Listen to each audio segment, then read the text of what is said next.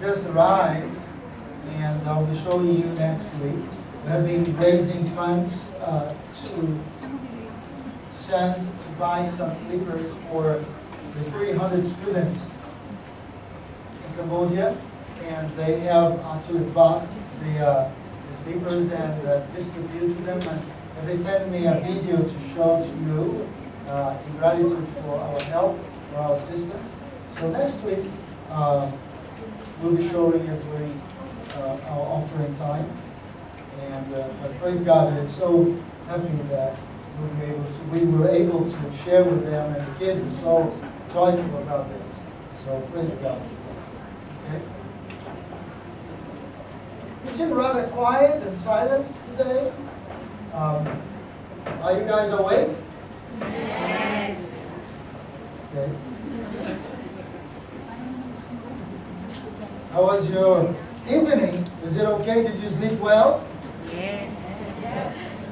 Yeah, definitely, yes. Okay.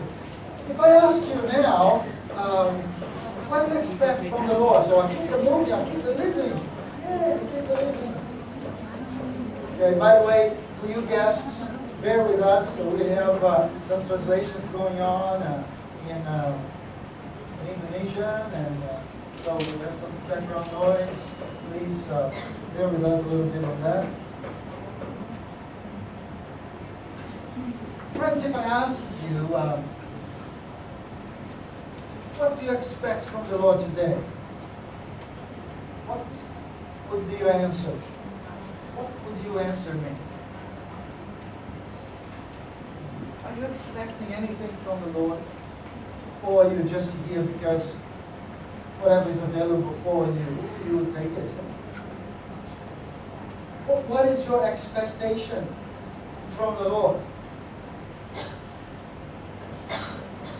You see, when we start our Chinese fellowship a year today, we had expectations. And God was so great. He fulfilled those expectations.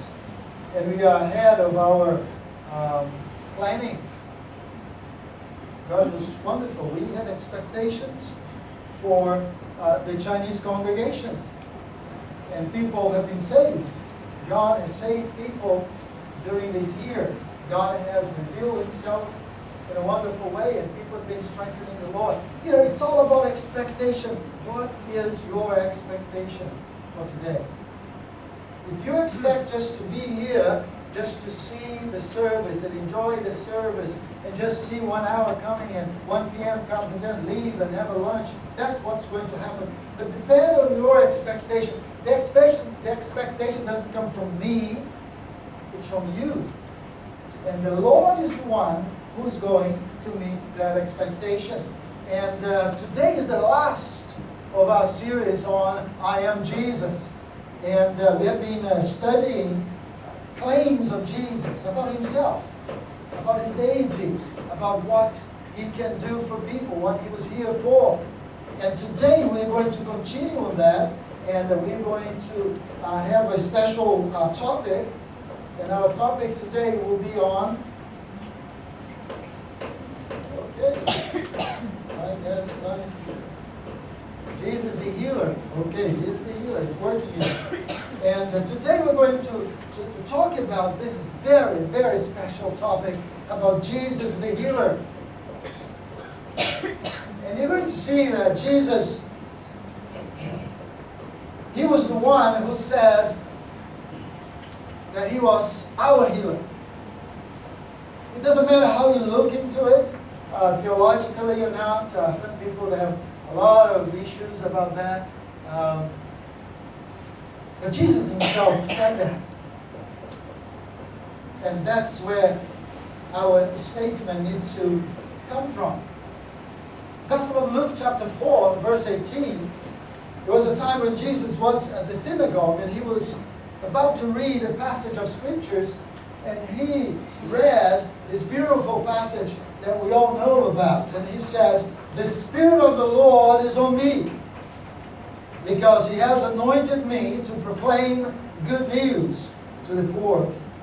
He has sent me to proclaim freedom for the prisoners and recovery of sight for the blind, to set the oppressed free. And the Bible tells us that once he's finished his reading, people look at him because they could see that somehow something special had been said. Not because of the word, but the word became flesh, became rhema, as we say in Greek. Rhema means alive.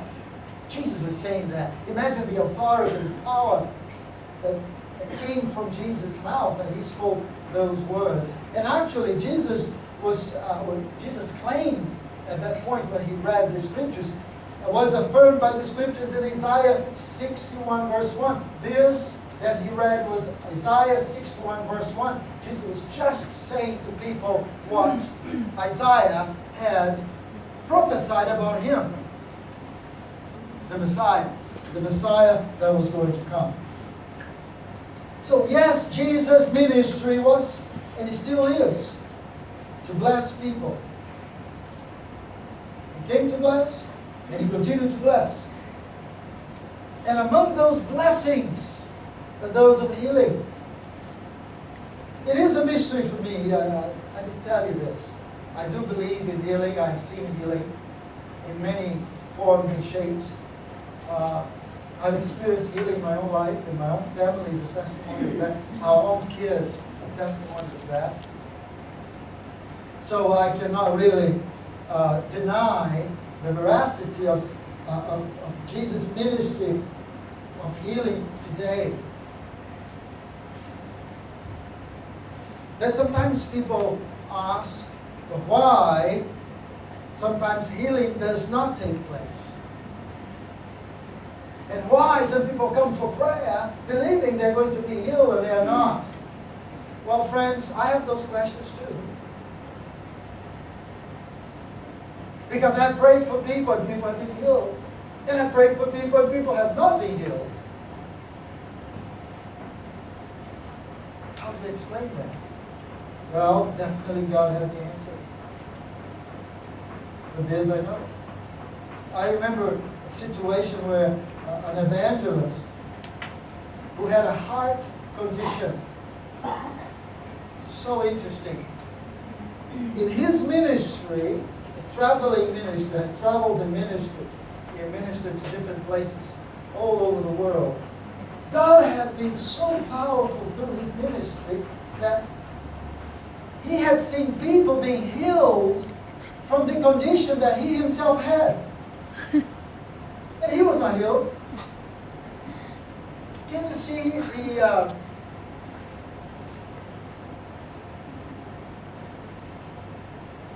the situation here? Yeah. He is a man that would pray for people, and people would claim to be healed from conditions that he himself had, and somehow God never really healed him. And actually, to my knowledge, he passed away because of that condition. So the logic will be, well, if God uses you to pray for people, if people get healed, God could heal you as well. Yes? Yes. But in this case, God did it. And so I think when you deal with healing, we need to be very mature. It's not shouting that is going to bring healing to your life. It's not commanding God to heal you that's going to make it happen. It's not claiming the name of Jesus that's going to bring healing to your life. Yes, it is the name of Jesus that brings healing to your life. But just mentioning the name of Jesus will not necessarily bring healing to your life, because this is something that only God knows how and when to do it. So we need to be very mature about this. Are you following me? Yes. Because otherwise, we may feel resentful. Why God healed so-and-so and God didn't heal me? And then we start creating answers that sometimes are just answers that we try to bring to ease our urge for answerings and for answers and for reasons, not because we heal. So I'm going to talk to you today about a man that was healed by Jesus. And we're going to go through the steps that man went, and I believe we are going to learn a good deal out of that. Okay, so the reading is going to be from Matthew chapter 8, just verses 1 through 4. A well-known passage of scriptures. I'm sure you have read or even studied or heard teachings about this. Okay? When Jesus came down from the mountainside, large crowds followed him. Say with me, followed him. Follow him. A man with leprosy came and knelt before him and said, Lord, if you are willing, you can make me clean. Shall we sing it together, please? 1, 2, 3. Lord, if you are willing, you can make me clean. Jesus reached out his hand and touched the man. I am willing, he said, be clean. Immediately he was cleansed of his leprosy. Then Jesus said to him, see that you don't tell anyone, but go, show yourself to the priests, and offer the gift Moses commanded as a testimony to them.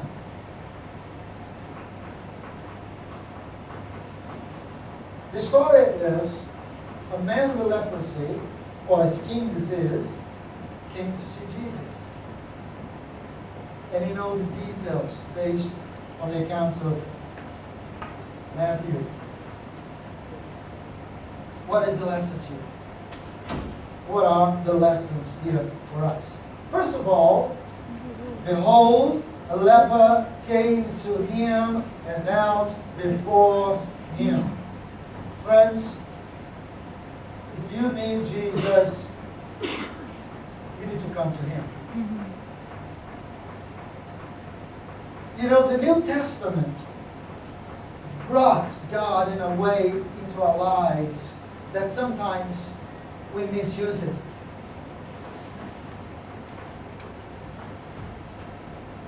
Sometimes we feel like God is one like us. No, he's not. God is God.